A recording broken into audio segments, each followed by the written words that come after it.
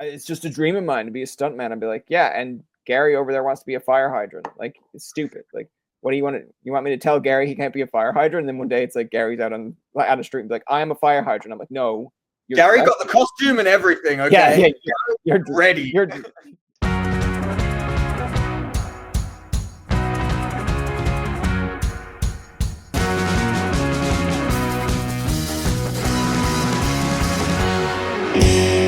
were born in Australia, correct? Yeah. Born in Sydney, and then have lived in and around Melbourne most of my life until about 5 years ago, when I moved to New York to start my training at New York University's Tisch School of the Arts. Graduated from there in May 2024, and have stuck around in the US ever since. Interesting. Okay. I want to ask you just from like the Canadian perspective, and I know you probably get this. Like, I get it if I'm going elsewhere. Like, if I go to like, I guess America. I've never been to the UK, but I'm sure they'd probably be like, "Oh, you're from Canada," and then they have like these distinct questions about Canada. But like, I want to know from the Australian side of things. Like, in Canada, we're probably more or less like, "Hey, be careful of raccoons. Be careful of deer. These are animals that are like, they're kind of like, oh, I don't know how you're going to react. Like, if I see a raccoon, I'm kind of like, I'm a little bit alarmed." I always am told in Australia there's like stuff like snakes, koalas, like what's I guess the most dangerous animal in like Australia that you should be aware of. It's like it's very common, but you're kind of like, don't go anywhere near that. Yeah, there's a few. I mean, part of what I enjoy about North America is that a lot of the like really deadly things are quite large. Like, you'll hear them coming, or there's preventative measures you can take. Like, bears, just don't have your food around, take some bear spray, pick the right season. In Australia, the most dangerous things hide in your shoes. And that's the uncomfortable part, is like, anytime you're out in the bush or in the country, and you leave your shoes outside, you kind of need to give them a little bit of a shake before you slip your boots on. I guess it kind of depends. Like, in Queensland, they have taipans, which are, in amongst the top 10 world's most venomous snakes. But that's not like a common occurrence. Commonly, box jellyfish, when you're swimming or surfing, as someone who kind of grew up surfing, jellyfish have always, for some reason, been attracted to me. I've been stung a number of times, fortunately, never by a box jellyfish. But I think the most common one would be black widows, or like red belly black snakes. Okay. See, even those names don't sound that friendly, No, they're definitely not. They're definitely not. Black widows and redback spiders will mess you up. And they're absolutely tiny as well. Look really harmless, but pack an absolute wallop. Yeah. Okay. So keep on. If I'm ever going to Australia, just keep eyes open for those. Well, I also love a question I often get, or not even really a question. Like, a lot of Americans, when they hear I'm from Australia, they're like, "Oh, I love kangaroos. I just want to go give one a hug." And it's like, mate, have you seen photos of kangaroos in the Northern Territory? Yeah. They're like 7 foot and absolutely ripped. Like, they will kick you in half, man. Don't go give that a hug. That's not a cuddly creature. I've seen it on like Instagram or something where it's like a kangaroo is a deer that went to prison or something, like, where it's like you look at a picture of a deer and it's like a kangaroo's just like, you wanna go? And I'm just still like, dude, like, how do you look at that and be like, man, that thing needs a hug? It's like, no, that thing needs you to stay 10 to 20 feet away. Yeah, exactly. Like, it's like someone who hasn't seen a bear would be like, well, I watched Care Bears growing up. There's a lot of shows with bears. They must be cuddly. I'm like, how do you look at that and think best friend? Like, no, you look at that and you're like, dude, as long as like, hey, we're going to keep the civil peace. You stay your lane. I'll stay my lane. Okay, cool. Fair. That's okay. And like, that's how I treat that. Like, I can understand if someone's like, I would love to hold a koala. Like, I'm like, yeah, those things look adorable, but those things could probably, like, you piss them off. They're not going to be like, oh man, don't worry about it. It's like, I will claw your fucking eyes out. Yeah. I mean, koalas are hilarious. Because something that the photos and videos of them never translate is that they Yeah. smell really bad because they only Really? eat eucalyptus. Okay. And their body doesn't quite process it right. So they just absolutely stink. And like a significant portion of the population have chlamydia, which is deeply upsetting. Oh, Yeah, they're ew. just like on the surface they look very cute, and then it takes one cursory Google search to kind of do Yeah. away with all of those cuddly ideals. Yeah. So like on that note, let's shift gears and let's actually talk about things that don't smell. Please, uh, please. I want to ask you, like, okay, like kind of like in a deep dive. Like I will say, when I was younger, I was probably in junior high that I got into acting. Right? I kind of like I don't know what kind of got me into it. Maybe it was like trying to impress a girl, or maybe it was something that like, hey, this is something that I think I'm pretty good at because I was always good at public speaking. So I was like, maybe try acting where it's like there's not 30 odd people waiting for you to come up with a monologue. It's like you have a few lines, and you get off stage, you can come back. So it's almost like you got a break from speaking. But I wasn't like heavily interested in it to the point where it's like I want to make this my whole career. I was just kind of like, this is fun. I think if I had to pursue it, I'd make a good like backup kind of like actor or whatever, where it's like give him a few scenes. He can be in like super bad or something, and he'd just be back and someone throw him through a house or something. I'm like, cool, that's it. Like I'm in the movie. I can say to my friends, hey, that scene, that's me. And I got paid. Cool. But tell me a little bit about your acting experience, because I believe I read you acted when you were 6. You still stayed with it with high school because you were in like say some Lion King, Beauty and the Beast, and then like you just kind of said, yeah, I'm gonna take a break from this. So before we get into like the whole taking a break from it, get me like up to speed of how you got interested in acting. Yeah. So yeah, you're absolutely right. I started performing on stage with a company called the Victorian Youth Theatre when I Okay. was about 6 years old. Um, and I have an older brother. So as with anyone who has an older sibling, anything Here. he did, I immediately was like, I need to do that, and I need to try and do it better. Oh wow. Um, so my brother started acting, and my first experience on the stage was actually I went with my parents to go watch his first show with VYT, and the then owner of the company, was doing a bit of crowd work before the show started, and called me up onto stage, and called my brother out, and we kind of were just riffing for a little bit, doing a bit of crowd work, doing a bit of entertaining. And I have this vivid memory of just sort of like feeling that sort of electricity of being on stage, and absolutely fell in love with it from that moment on. And continued to do it, have always kind of loved performance, either, doing comedy and sketch comedy or more dramatic pieces. And all through high school, it was, I was always a very sporty kind of kid. And I think that theater was just a way of engaging my mind in a completely different realm. So yeah, I actually ended up in my final year, or my final 2 years of high school. I did higher level IB theater, which was fantastic. We got to kind of create a lot of our own work, doing a lot of devised theater. In my final year, I was the drama captain of my high school, which was fantastic. And that's where those shows come from. So I actually got to produce a few of those and help produce a few of those. And that kind of got me involved in more of the background work of, really running and producing theater and writing a bit of my own. And that's where it sort of grew from, a hobby into, oh, wow, this is something that I could really dedicate my life to, and make a sustainable, long lasting career out of. Okay. So like I'm gonna pick your brain on this one a little bit because it's like, Please. you go and I'm not trying to be mean about it because this is like it's like two friends. We're having a conversation. It's almost like if your friend's like, hey, I wanted to do this when I was older. It's like, all right, like F you.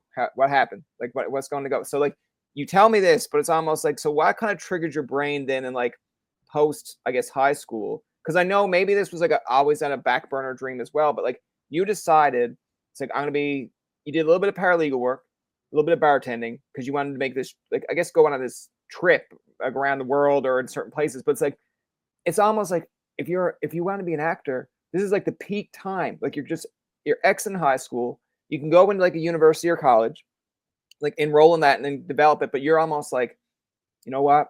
I'm taking a break from this. Was it almost like what Ed Sheeran does when he comes out with an album? It's like, all right, I gave you an album. Now give me a fucking chance to get a peace of mind of my own here. Is that what I was like? It's almost like I've acted since I'm 6. I just need a little bit of me time away from everybody. Yeah, I think that it's certainly a little bit of that. Okay. You know, a gap year is quite a commonplace thing in Australia. It's Okay. Australians love to travel, love to explore. So it was always kind of on my mind all through high school, like, hey, I'm going to get through, you know, this chunk, this chapter of life, Yeah. and then take a little beat to figure out what I want the next significant chapter of my life to look like. I had a lot of friends who went straight from high school into uni, and I cannot tell you how many of them in that first year were like, man, I don't like what I'm doing at university. Why did I choose this? Because a lot changes in that period. You know, it's a period full of growth, full of development. So I think I kind of owed it to myself to take that time, particularly for something like acting, where, you know, it's a very feast or famine career. You don't really know when success will find you, if it ever does, and you can't really be chasing it for fame or glory. You kind of just need to be committed to it for the sake of developing a craft. And you know, I don't think I was mature enough to make that choice straight out of high school. Okay. So yeah, I owed it to myself to give myself time to make that decision and really commit myself 110% to it.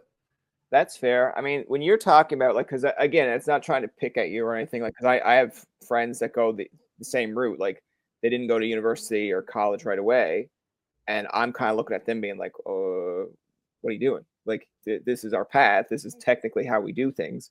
But I mean, they probably took a year off and they're like, I don't know what I want to do. I don't want to waste money going to a university and not knowing what I want to do. Like, so I'm in Newfoundland, and I remember the first year I went to our local university down here, but they had just brought in a communications program. So I was like, cool. Like, I'm going to be the first kind of person or group in this, and this is what I want to do. I want to do like public relations, journalism. And then within like 2 years, they were like, okay, like you're done. I'm like, hold on, this is a 4 fucking year program. Like, what am I doing for the next 2 years? Like, oh, electives. I'm like, but then it feels like I'm doing more electives than I'm doing what I actually want to do. Yeah. And then I ended up transferring to a university in Ottawa, and then I got accepted for film studies because then, like in my mind, I'm like, cool. Now I'll be like a film guy. Like I'll be like directing movies, and then it wasn't that. We just watched old classic movies and did write-ups on it. And I'm like, this is not. I'm like, this is not what I want to do. So then I ended up switching to communications up there when you could, and then when I finished, I was like, okay, like I'm happy with what I've achieved.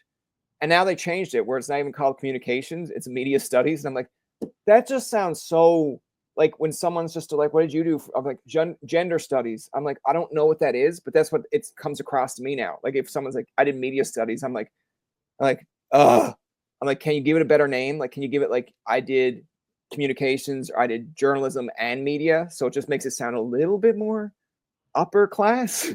Yeah.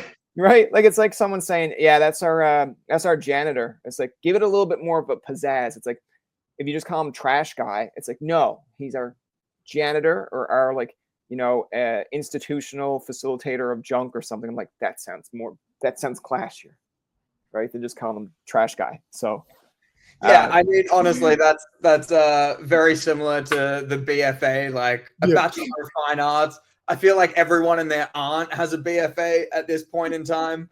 And honestly, for me, that was a big part of the motivator to move to the US. That was, because in Australia, you have NIDA and you have WAPA, which are the big kind of performing arts schools that, pumped out classics like Hugh Jackman. And Actually, Okay. Jamie Ward too. I believe he went to Whopper in WA.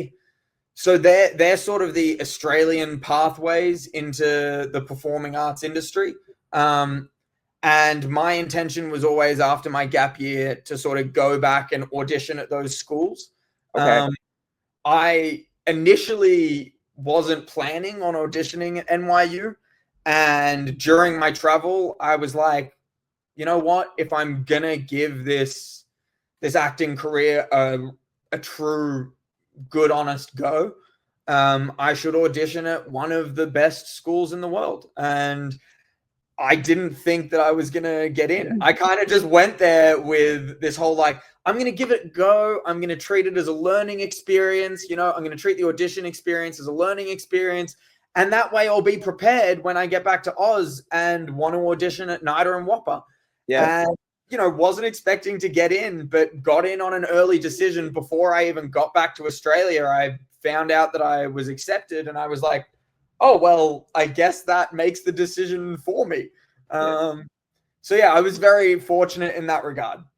It also helps, like, if you're trying to be, now again, I'm not saying this like from the Canadian perspective or like I guess the North American perspective, but like if you want to be in like films or movies and you want like a general audience to see it, I feel like you want to be somewhere in the States, right? Because that's where like it feels like a lot of actors are generally to anyway, right? Like in LA or New York or depending. But it's like I feel like if you walk into an audition and you're like, yeah, I came from Whopper, they'd be like, do you mean like you worked at Burger King? Like, what's going on? Yeah, Now, again, some people in the acting world will probably like be like, I know exactly what he means. This is a thing in Australia. I'd be like, okay, but if it was just me, I'd be like, yeah, I'll have a Big Mac, blah blah blah. And they'd be like, no, that's McDonald's. And I'd be like, but you just told me you came from Whoppers. And it's like, no, Brian. And then like sidebar, and then I'd be like, oh, I don't belong in this room. I don't know what you guys are talking about.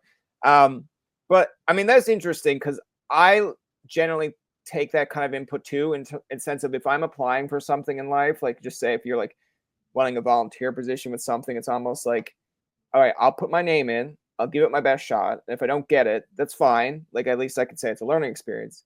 But then I feel like once you get it, then it's like that crossroads of like, okay, now I got to make the decision. Like, do I want to go here? Do I want to do this? It's like sometimes it's almost like I just did it for fun and I wasn't expecting it. And then it's like, oh, now I'm here. So like, did you have that? Like, I guess like you had this kind of prepared, but like once you got accepted, were you kind of like, all right, well, geez, at least I didn't got in, or were you kind of like, okay, let's reroute a couple things, let's rethink things. Like, what was your thought process then? Definitely closer to the second one. Okay. Yeah, definitely closer to the second one. It was as soon as because I spent 2 months in New York at different points, but I spent 2 months in New York during that year of travel. And even just being in the city for that short period of time, I was like, this is amazing. You know, for my dream, for like my dream life, for what I aspire to do, this is the perfect sort of foundational playground to figure all of that out and, you know, shape my life in the way that in the way that I want to. So yeah, as soon as I was accepted, I kind of knew that that's what I was going to do, and I was going to do whatever I needed to make it happen. So when I did get back to Australia, I started working again, you know, saving up money to move over. And then obviously COVID hit, and that made everything a lot more complicated. So yeah, and then as soon as the embassies opened up and I could get all the paperwork sorted, I went straight back over. I want to ask you, like, to get kind of into just like modern day acting stuff now that you're involved in. Like, now, in my mind, when I was in school, we did Romeo and Juliet. Okay, we read Shakespeare. We had a teacher that was really devoted into it. Like, he'd make you like feel it, or like he was like, because he was passionate about it, you were kind of like, okay, thank you for showing your passion, but I'm still fucking lost in the words. Like, I don't understand what they're saying. But I read that this one's like Juliet and Romeo. I'm like, did they flip it for a reason? Like, are they just trying to be like, no, it's not Romeo and Juliet. We put out our own spin on, so it's now Juliet and Romeo. I'm like, you're confusing me. It's like watching Mickey Mouse. It's like Mickey Mouse and Minnie. And then it's like, no, this is Minnie and Mickey Mouse. I'm like, what the fuck is the difference? Like, what's going on? But I want to ask you, because you're in this, tell me a little bit about the part you play and kind of like how you got cast for this role. Yeah. So I guess the first part is I play Tommaso, who is Romeo's younger cousin. Okay. He's an original character for this screenplay, which was a very exciting opportunity to work on an original character. That's not something I've really done before. So that was a lot of fun. And Tim was incredible. Tim, the director, was incredible to work with in that regard. The reversal of the name is really because I think in this world, unlike other versions of the story, Juliet is a truly empowered character. Okay. Not just sort of, there. She's not just not just sort of the love interest, but is like a truly courageous driving force in the story. Which is part of what I think makes this version really unique and special, and part of what I think will make it resonate with, contemporary audiences. How that all came to be is that I got a call and I actually auditioned for Mercutio, and Tim was like, I have the perfect role for you. So Tommaso at the start of the film is he's a very warlike version of Mercutio, sort of. He really, at the start of the film, really admires Mercutio, admires his dedication to, his familial responsibility, and kind of puts that above everything. And then over the course of the film is left, a little bit more conflicted, and is really inspired by Romeo's passion to follow his own life and chase his own dreams and break away from the life and destiny that was laying in front of him by his family. And that really, really spoke to me. And I think that was, for me, that was my sort of through road for the character. Okay. Now, so Alex, here's a kind of a funny question for you. When a director or producer says that they have the perfect role for you, are you at first kind of giddy? Or are you nervous? Because I mean, just imagine like you went into audition for this role, and then just out of nowhere, it's like, I have the perfect role for you. You're just kind of like, so like what I auditioned for isn't a perfect role for me? Like, what's on the go? Like, I feel like I'd kind of be like, before you say anything else, is it a good role? Is it a minor role? What is it? Because again, like we discussed earlier, if it's a minor role, I'd be like, okay, got my name, got a little bit of money, good. But if they're like, actually, you're so charismatic, we want to put you as the lead, I'd be like, ugh. Like, no, I'm worried. To be honest with you, as a developmental actor, as someone who's just sort of starting in their career, I was honored just to get an audition.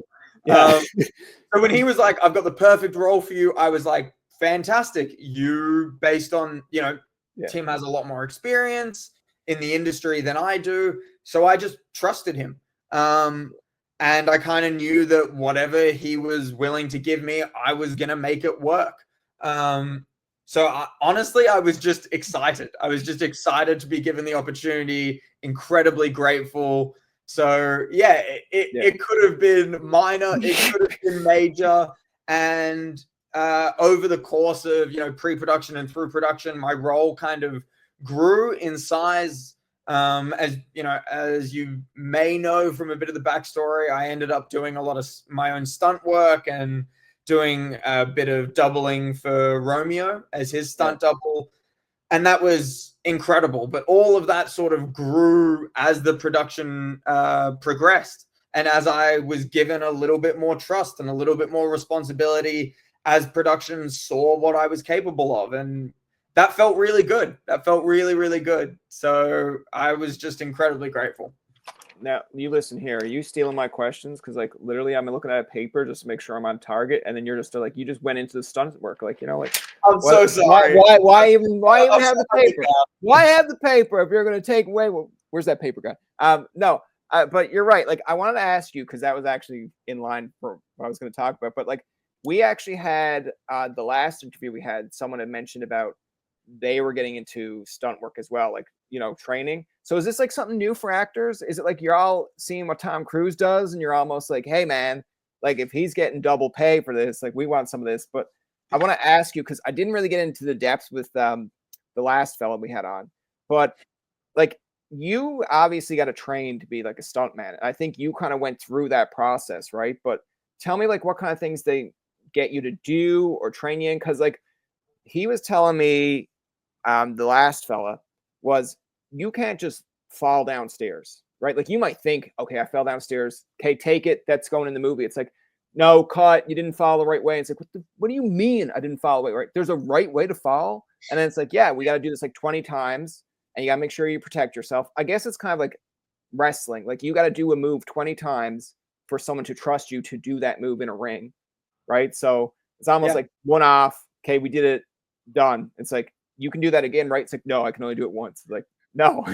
But tell me, like, take me through that process of what made you kind of want to be in stunts, and I guess a little bit of detail of what like they get you to do to basically be like, you're approved. You are now officially a stunt person. Yeah.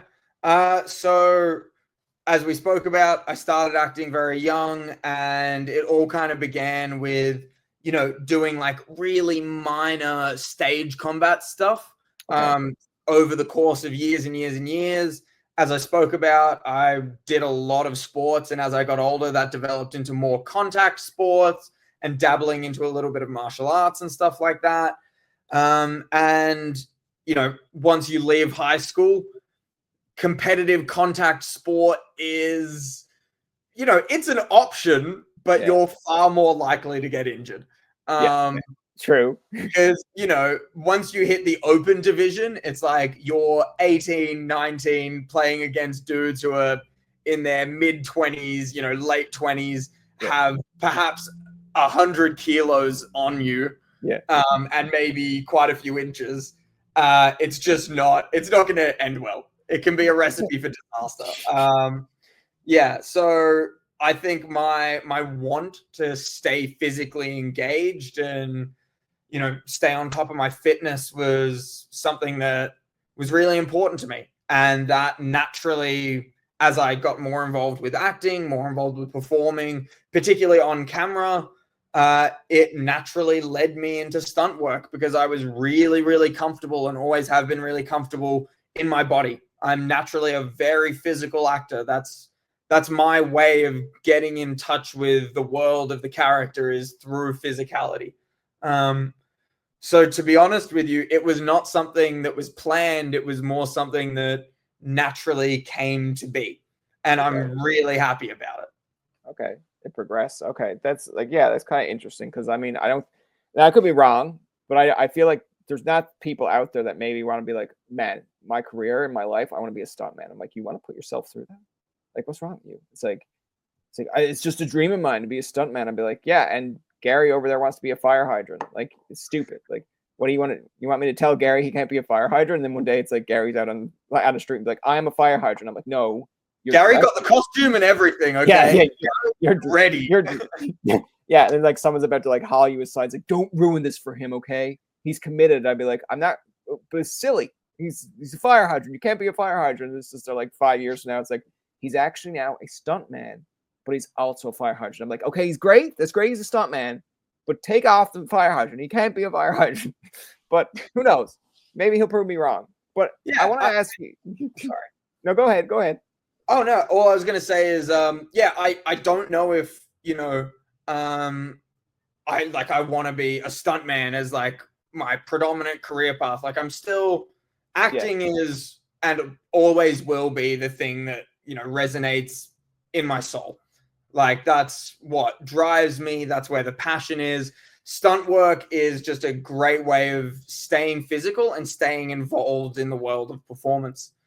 Because you can't always be acting.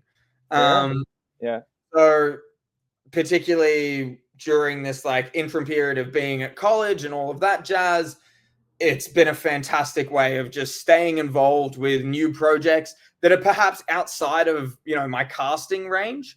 And it's like, okay, great. Well, this character isn't a fit for me, but I really like this project. So can I offer my skills in another way and stay involved? You know, maybe I really like the writer, maybe I really like the director, maybe I really like the cinematographer, or maybe I just like the costumes. Yes. You know, it's a way of like staying involved with the work in other ways. Yeah, fair. I feel like so in a less dangerous aspect of like say podcasting, it's almost like, listen, I like doing the talking, I like doing like the conversations, but if someone was up and came to me and was like, Brian, like, can you edit? Can you edit this? Can you promote this on social media? Even if I'm not involved in it, I feel like sure, if it's something that I'm really interested in, or if it's like a conversation that, you know, one of my friends or someone that I know in the industry is like, hey, I got to interview Coldplay or I got to, and I'm like, that's good. Like, okay, but like, I don't got the time to edit it. Can you edit it? I'd be like, yeah, because I'm interested in like how they did with that conversation. Like, what kind of stuff did they ask? What kind of things do I think are like neat points? How can you promote it? Right. So I guess in like a less dangerous way to kind of relate to it, it's like you want to be adaptable, you know, because like if something comes up and you're not, it's almost like, well, geez, I would have liked that opportunity, but didn't have that. But if you're like trained in different things, it's almost like, oh, I'm not in this movie, but guess what? I was a stuntman in this, or like, hey, I'm not the main focus, but I got to be a part of this project, which helped me in another project down the road. Yeah, exactly. Exactly. You know, when people go see movies, they're probably looking for like action, for comedy, for a bit of drama. How would you get or kind of promote this to a person that's maybe not into, I guess, Romeo and Juliet, right? Like I grew up in high school and we did it. I don't even know if they do that stuff anymore in high school where they like read the scripture and stuff. They might have moved on, but like, how would you kind of promote this to a person like, hey, you got to go see this movie. Here's why. Or here's the things that should spark your interest in it. Like, I see clips of it. And I'm like, man, that'd be good. But it's almost like I'm not totally invested because, again, it's my interest is comedy. And like, I went through this in high school. We're reading it. So I'm just like, Shakespeare to me is like, I appreciate your time. But some stuff I'm like, dude, I have no understanding of what you're saying. Like, is there going to be like subtitles where it's just like, by the way, this is what they meant to say? I'm like, oh, okay, gotcha. Yeah. So my response would be that this script is, or like this world is more rooted in the original epic poem that Shakespeare actually based his play on. Okay.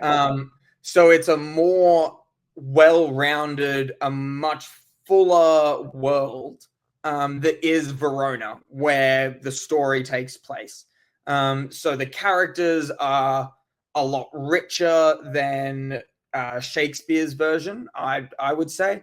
And I think, you know, the way that Tim originally brought the concept, and something that has always really resonated with me, is that the music in it is a way of exploring the poetry of, you know, modern times. Iambic pentameter was Shakespeare's poetry for his era. So, you know, our characters in this world are not speaking in iambic pentameter, so you won't have to deal with the subtitles.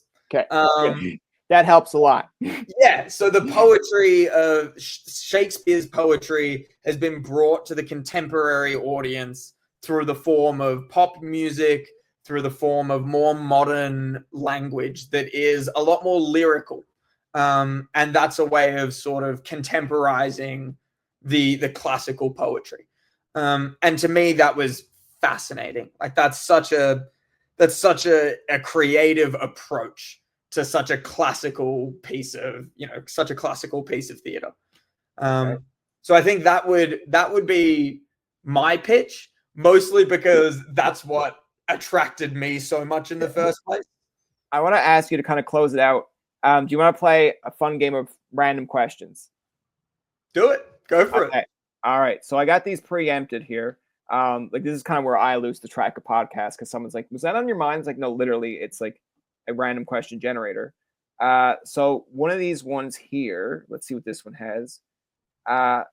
Okay, what's the funniest thing that's ever happened to you? Like it can be something that you've experienced or Oh something that you wow. came across. I I'm gonna need to think Yeah. for Go. what for like one hot second. The funniest thing that's ever happened to me. Oh God.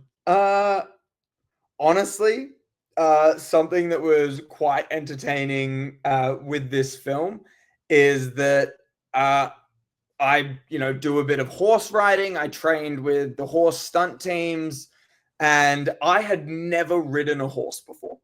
Um, I had done so like on a beach once when I was quite a bit younger, but that doesn't count. Yeah. Um, and so I arrived in Italy for the pre-production, for the rehearsal and training period, and I got a chance to work with the horse stunt team. And I did not expect to turn into a horse girl, but I absolutely did immediately. I fell in love with my horse, man. Yeah. His name was Tesuiera, and I loved this horse. And because the trainers were Italian, the English was a little bit touch and go at times. So on the second day, they were like, "You're doing great. Here's a sword. Let's start riding and fighting with a sword." And I was like, "All right, this sounds awesome." But they were still confusing their left and rights. So they'd be going, "Oh yeah, go right, go right, go right," and I'm like, "Guys, I'm like at a full gallop with a sword. I need you to get the directions right, Yeah. please."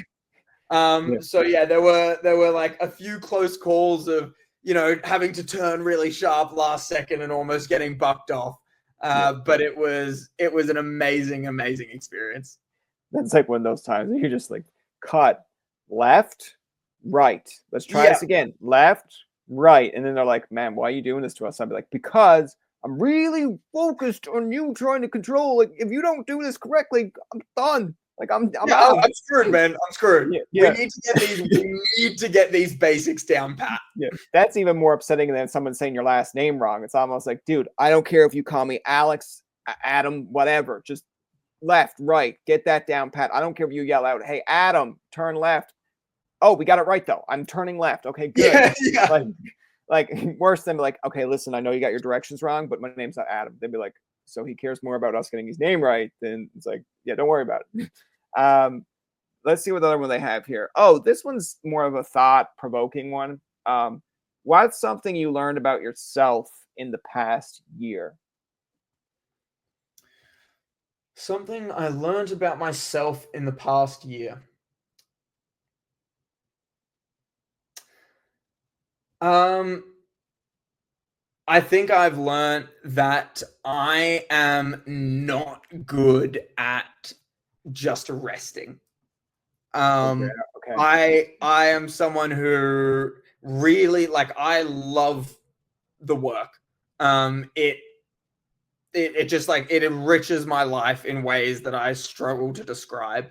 Um, and I think that was something where during my time at NYU, it was great because not only was I learning and training every day, but was also constantly involved with university performances and independent performances and people shooting their own independent short films and school projects and yada yada yada. And then leaving uni as an Australian, I had to work through the visa process. So there was a period of time where I was just donating my time essentially to projects that I cared about because I legally couldn't be, working on them. So I was like, you don't need to, you actually can't pay me, Yeah. but I need to be doing something. I need to stay involved. Because otherwise I will go stir crazy.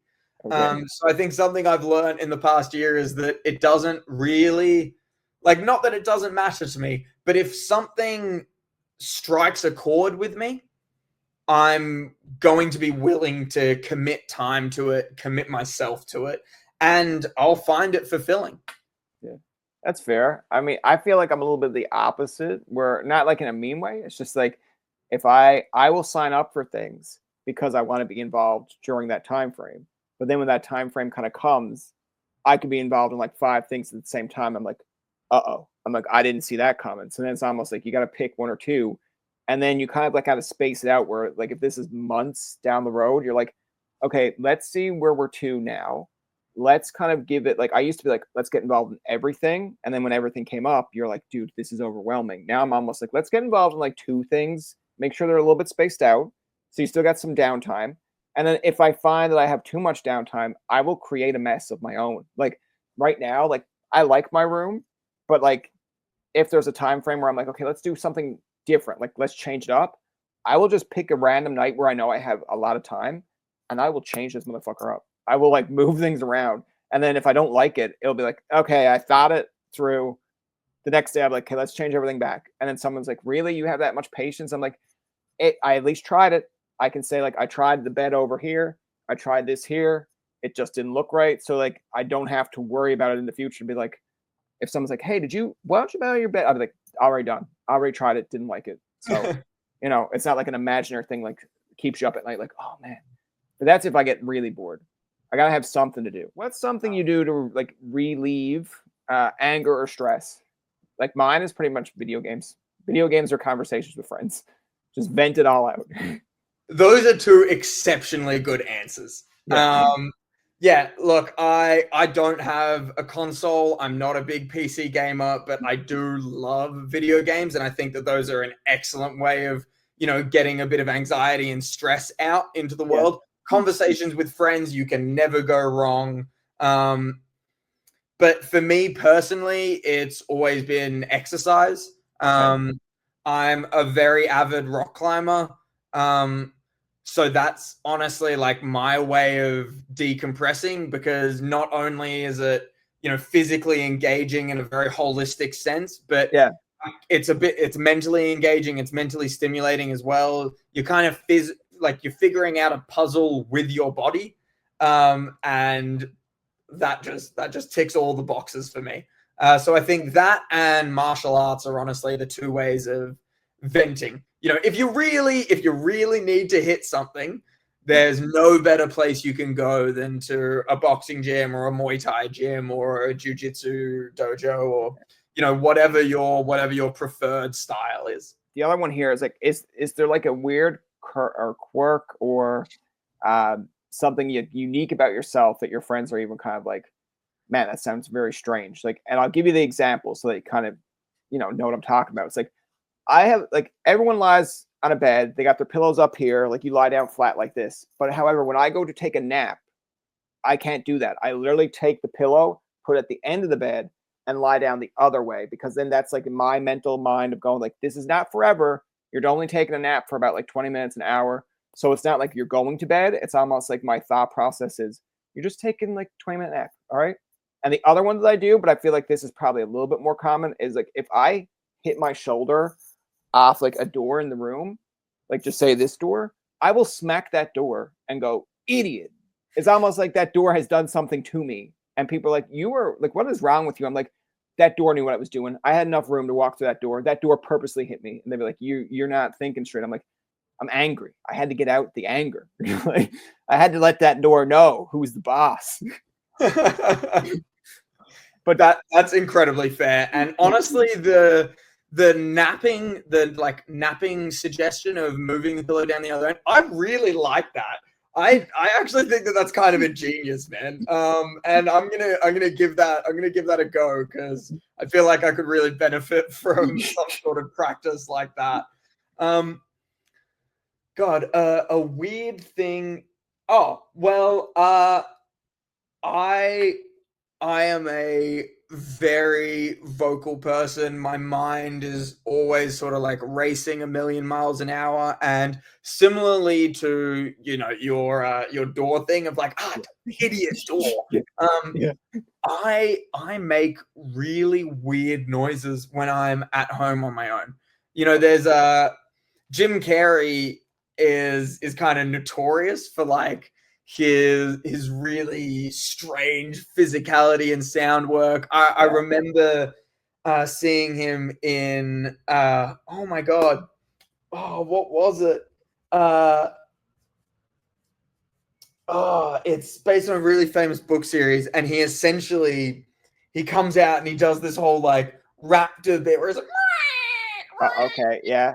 So I think my partner calls it my pterodactyl noises, which I personally think is a way more endearing way of referring to it than what it actually is. Yeah, it's just me weird noises. It's like he's just a dinosaur today. Weird sounds just to like vent whatever is inside of me. You know, you're stressed, you're anxious, you're frustrated with something, and instead of cussing out the world, you just got to throw a bit of like.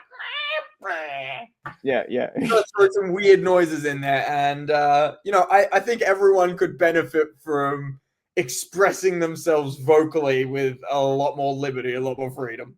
Have you channeled like your inner Jim Carrey in like this movie, or like have you done certain things where it's like if you had to get a sword to your like chest area, or if you had to like flip off something, you're like, okay, if I flip off it, I can act hurt where it's like, ow, or do you go like, oh, and like do facial expressions where people are like, he's definitely hurt. That definitely looked like that hurt. You're like, no, man, acting, and then just put your hands up and go like, number one. Yeah. I don't think that sort of energy was called for in this film. I really hope that in the future I get more opportunity to do that. I've definitely played with it a lot more on stage because I think that sort of large expression and large physicality translates a lot easier on stage because it's a live audience, and a lot of the beauty of film work is in the subtlety and in the ability to capture subtlety. So I don't think in this film you'll see a lot of that, but that doesn't mean that you won't in the future. Yeah, that's fair. There'll be like a future film where I'll just be like, I know that guy. It's like, how do you know that guy? It's like, I told him to make that face. I'd be like, like, and it's just be like, we're gonna have him on again in the future, and be like, well, that's great. And it's like you see like the what do they call it, like the picture that they give you for like promoting it, and then all of a sudden it's like you're just like screwed up face, and then it's like that's how I go by now. I just make different faces for different things, and it'd be like, all right, I think I gave him too much advice, and he overboard. Like, geez, like that's a little bit too much. Well, that's going to do it for this week's episode of Tobin Tonight. Our thanks to our guests for coming on to the show. Remember, you can find past, present, and future episodes on TobinTonight.com. Follow and like us on our socials, and don't forget to subscribe. This is Tobin saying thank you, Jacob, and good night.